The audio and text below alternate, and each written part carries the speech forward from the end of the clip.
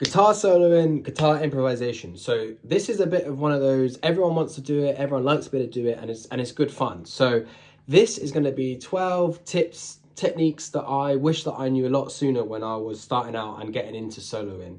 Because we all fall into the trap of just learning our scale and just playing any random notes that they're obviously going to sound good because they're in the key, but do they work as a solo? And if we're then put on the spot, what do we do? So make sure you stick around to the end, because the last two tips, 11 and 12, I think are the two best things that you need to do to be able to get on to becoming solo and how you want to solo. Okay, so tip number one. As you can see, I've already got my backing track on. You should, obviously one of the first things you need to do is find out the key. So I can do it, if you don't know how to do that, I'll do another video on how I find out the key of a song. But for this, I already know I'm in the key of C sharp minor or E major. So I'm mainly going to be using pentatonic for this and a bit of the major scale, but again, for this, you don't really need to have crazy theory wisdom or know all your scales and every note, and that's not what we're going for here. We're just going for little tips and techniques that you can use to help get your solo ins to a better standard, and so they can sound good for other people, but mainly so they sound good for you. So tip number one is have a good sound setup. So if this is for practice or for live, my favorite effect is reverb, because everything sounds better with reverb. So for this, I'm just using a bit of reverb, I've got a bit of crunch on and a little bit of delay. So if I play any notes anyway, they already sound nice because I have a nice sound going. And you know, if I wanted to get a bit more into it, I can chuck on a lot more distortion, I can chuck some chorus on, depending on what part of the solo I want to go to. But I'd say the real basic thing is have a nice sound set up, because if you had a really small sound set up that wasn't really doing anything for your guitar playing, you're not going to feel it and you're not going to play very well. So that is tip number one. Tip number two. So for this, I would say try and get out of the habit of just playing any random notes in the scale. So, you know, I'm guessing that you know your pentatonic. Obviously, any of those notes are going to sound great because that's what key we're in. But what you don't want to do is sit there and just be like a robot, go up and down, because that's fun, but that's not a solo. That's not something someone's going to remember. So the key thing is you want to be playing, what I think and what I like to do is play melodic lines. So it's something that will stick in someone's head, it's something that will stick in your head. It's like a part of the solo that will stick out. So for example, for this, I'm going to just use this line. So that's my melodic line. And that part of the solo, hopefully, is something that would stick in your ears, it would stick in your mind. So then if I do use the example of just going up and down the scale, but then chucking in that melodic line,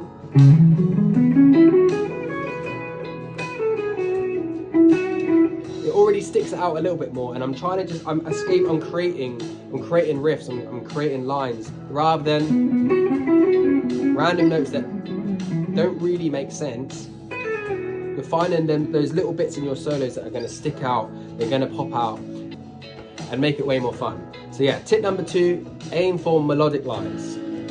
Tip number three, slides. So slides are amazing, and I'll get onto a later tip later on, but I use, rather than using bends, I use slides because I'm not very good at bends. So slides are a really good way to add more feeling and more of a line than just basic notes. So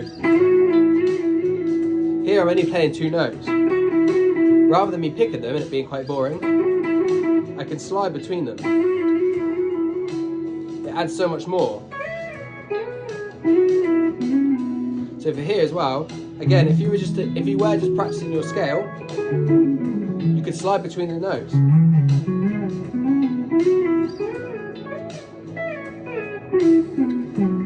And come up with different sounds and different licks you can come up with. Slides are they're a massive way to just make a simple lick sound so much cooler. So slides, very underrated for me. Add your slides. Tip number four is playing single lines on a single string. So this is a very John Mayer kind of thing. So for example, I'm going to use the B string. For this, you do need to know your other shapes and your other scales across the neck. But it's a really good way to add some different sound and And again, if you use slides,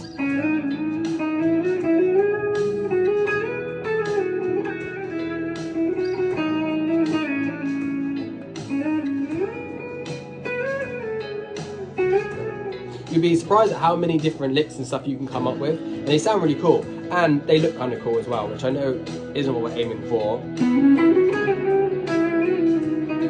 But they also help with your guitar knowledge across the whole neck, because you're trying to play the whole scale.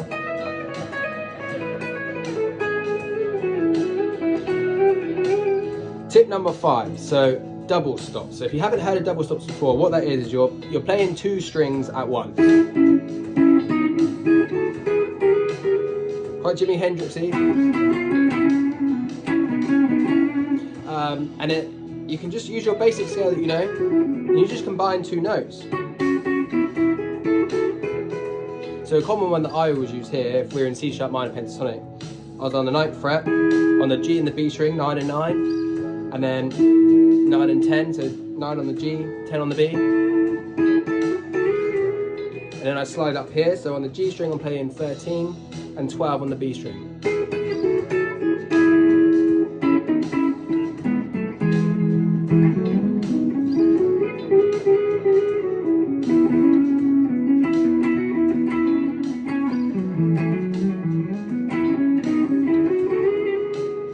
Tip number 6 is kind of touched on it earlier a bit, is bends. So I'm not very good at bends, which is why I use slides, but bends are obviously a great technique you can use.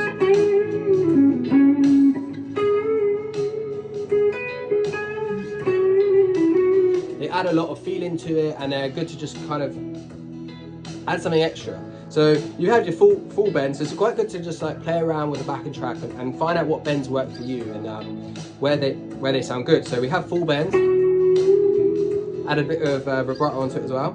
But I like these half step bends. So again, up on the B string on the 9th fret, I'm just doing half a step.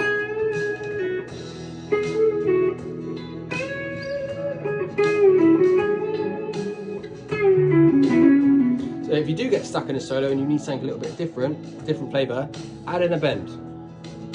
Tip number 7 is your pickup position. So this is a Fender Strat, so I've got my pickup selector here, but obviously every guitar has this. So on my neck pickup is my more kind of soft sound.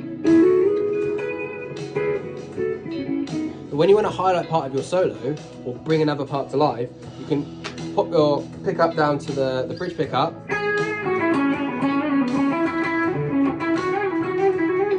Cuts through a lot more, adds a bit more boost to it, and it's a really good way to kind of move between both of them. So if I was to start on my neck pickup and play just a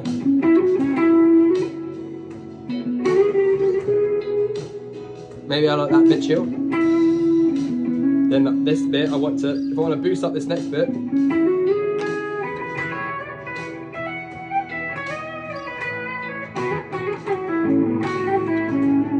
back to chill.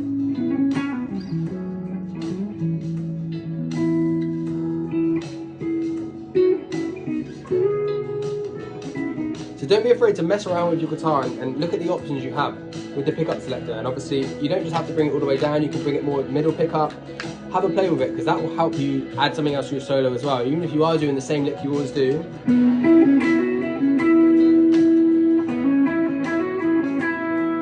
adds that little bit of extra to it. So yeah, have fun with your pickups.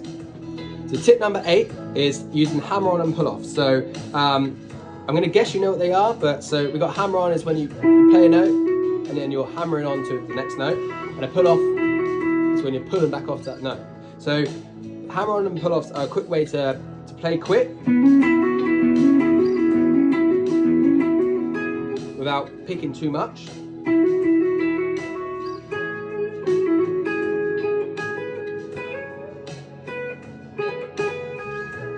And they kind of add a little bit of a different sound to it as well. Rather than picking every note, I can.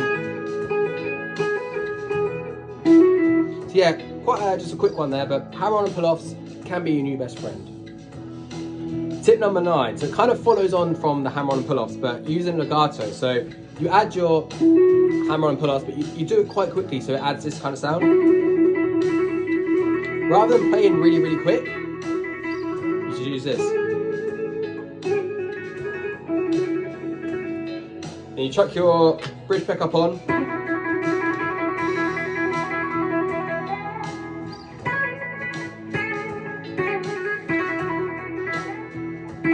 Add your slides. Good way to play really fast without having to play a really fast lick. Kind of, I do it all the time just because I'm not a really fast player. So if I need to do something fast, it makes it sound like I'm playing really fast. So it's a very cool one to try. Tip number 10. So you can combine everything I've shown you so far. And then a really big cool trick is just adding space to your solo. Let it breathe. So you don't need to be playing constantly up and down, up and down. You can play a lick, play a note and hold it out. So for example, let the backing track.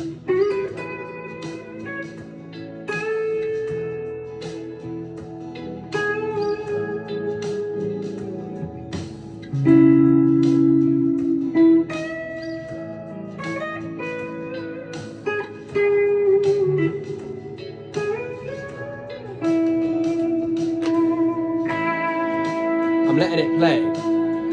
And then that way, when you do something a bit more quicker, you play a couple more notes together, it sounds a lot more appealing to the ear because it's not just you. If you're just playing constantly, it gets boring very quick, where if you vary it up, you play some short licks and you play some quick ones and you give it some space, it just creates a variety and it's a lot more interesting, a lot more fun.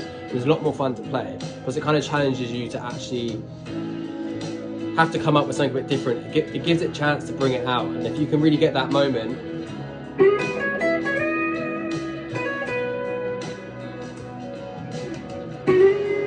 really sets you up for the next line. So adding space is massive to a solo. Okay, tip number 11, getting towards the end here. This is one of my favorite ones, and it always doesn't really get used that often, is don't be afraid to use low notes of the solo. Yeah, we want those big moments, but when you add the low notes, it makes those bigger moments even bigger. So for example,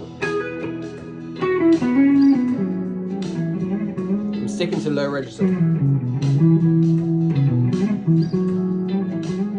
Adding some melody to it.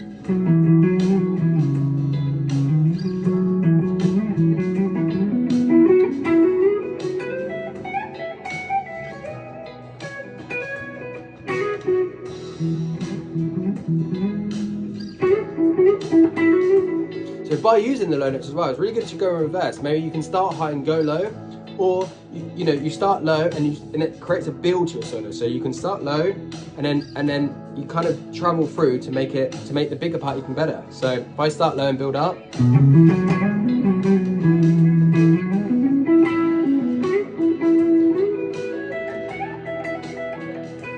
that already sounds way better than if I started here.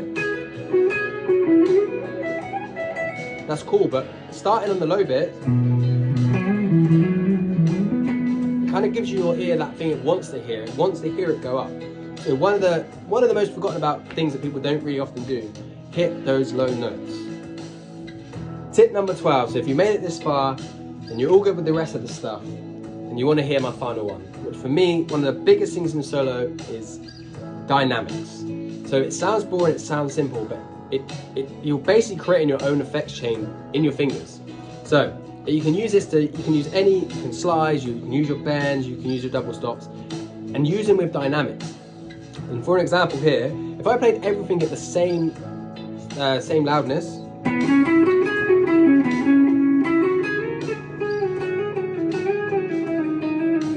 even with my techniques I've said, there's still something there that just sounds a bit robotic, it's not fun. Add dynamics to it and you can really highlight those parts. So what I'll do is I'll play quiet and then I'll play random bits quite loud.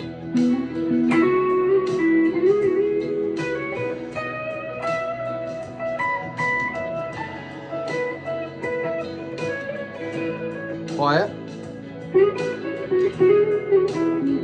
Quiet and then loud.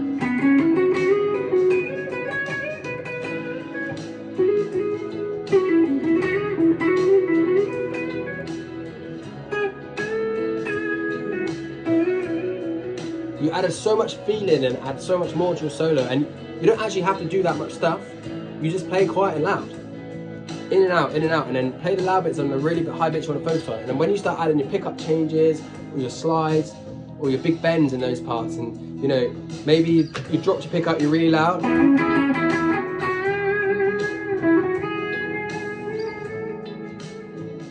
You know, you can fade yourself out. So for me, one of the biggest tips I would give to anyone trying to solo, or even playing your chords or playing anything, dynamics is the biggest trick you can do yourself with no crazy effect pedals or anything really expensive. Add dynamics to your playing and it will make things 1,000 times better. So hopefully those 12 tips will help you. I might do another video on this and add some more tips, or maybe go over some of these a bit more in depth. But yeah, if you just slowly put those into the techniques and things you already know and just try and add them to your solos, if you're thinking about them a bit more, maybe it will add something a bit more to your playing that you don't already do. So hopefully you enjoyed it. Feel free to drop a comment on anything you don't understand, or if there's anything more you'd like to see. And yeah, don't forget to subscribe if you like the stuff, and hopefully you can learn as you go.